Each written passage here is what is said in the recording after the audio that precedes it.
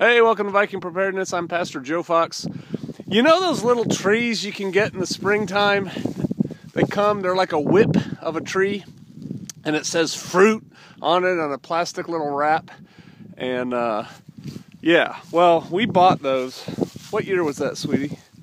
2005? Like 2004, 2005. We bought this many of them, and we planted them. And this is at High Prairie Acres. And so this is our little fruit orchard. And we have pears and apples and cherries. And I think that's it, right? Our peach trees died. And we have plum trees down below. But they have been suffering from great neglect. They're not supposed to look like this. See all these? Well, here, I'll just give it to Sister Kate. You can film. You got it? Mm-hmm. Put my glove on. Thanks. See all these vertical things, like right here? They're terrible. You don't want those. I think they call them water spouts. And you're really supposed to trim these trees out in like February-ish. We're close to that. And we haven't pruned this tree for quite some time. And so we're really going to open this thing up to the daylight and prune with some pretty good strength, I guess. You know, we're not going to mess around here on this one. And we're going to try and get these things done. This is a pear tree. Over here is an apple tree. And you can see we weren't even here to harvest our apples. And they all ended up on the ground. Had a brother show up one time for some private instruction, for a week of private instruction. He wanted to come out here. He was an arborist, professional arborist. And so he convinced us. We laid cardboard down around all these trees and then mulched them heavy. I think there's some videos way back when of Sister Kate and I doing that. And that made these trees take off. And you know, you hear to mulch out to the drip line, like right here. Really, you want to mulch out about a foot beyond the drip line. And so, not this trip. We won't be able to do it. But we want to get this whole orchard mulched out. And here's another thing. You buy those little trees and they're the little whips, you know, they're about this tall. And you think, yeah, I'll just plant one here and one here. Well, come on over here. I mean, these trees are pretty far apart. And yet, and still now, you know, lo, these many years later, the branches are starting to almost touch on them. And so think about that when you plant your orchard.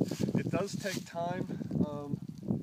Most of these dwarf are regular. Those pear trees are regular pear trees. The pears are regular. The Fuji's are dwarf. There's a Macintosh apple over here and Yellow Delicious over there that are regular.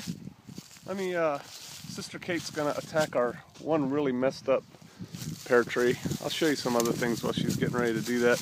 These are delicious apple trees right here. Man, they produce good apples. But you can tell if you know anything about trees, these really need to be pruned. And so that's what we're going to do today. And then this one pear tree, I think what happened was it grew up and it forked early, and then one of the forks split. We tried to tie it together and one of the forks split off here. And so it's just like this tall, skinny, ugly tree, and the pears grow way up there. That's like, man, 16, 20 feet up there.